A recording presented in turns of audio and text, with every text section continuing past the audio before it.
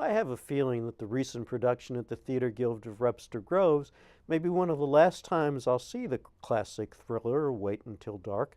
The problem isn't the script by Frederick Knott. It still packed a punch in the Guild's production, directed by Barb Mulligan. No, the limiting factor on the show's appeal to theater groups isn't the script, it's one of the props, a refrigerator that is supposed to be defrosted manually during the course of the play.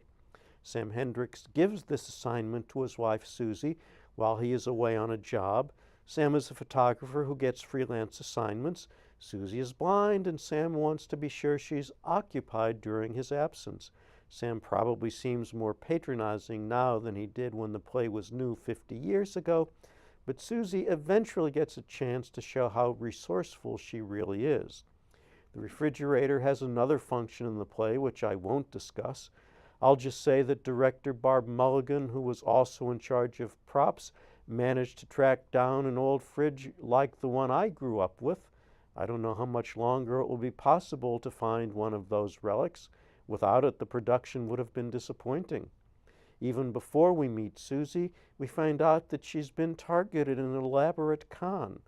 Two small-time tough guys have been recruited by a much tougher guy to retrieve a heroin-filled doll that Sam had transported to New York from Canada as a favor to a woman he had just met.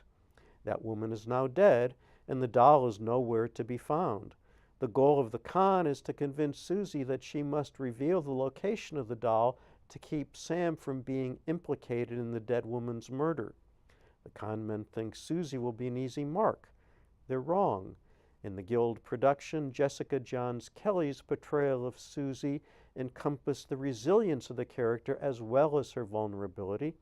The con men were differentiated well by Jeff Lowell, the most compassionate, Jeremy Schnelt, the oddest, and Jazz Tucker, the most intimidating. Good support came from Danny Wolfe as a neighbor, Christian Davis as Sam, and Jim Wamser and Andy Wolfe as police officers.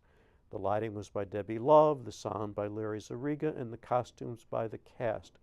Mark Mobeck's set design packed a lot onto the small stage, with a prime spot for that essential refrigerator. Yeah, it is tough that the ending is played in the dark, and it didn't quite give us enough light in the dark to always follow what was going on or understand what people were saying. But it's a very well-constructed thriller, I must say. It really is.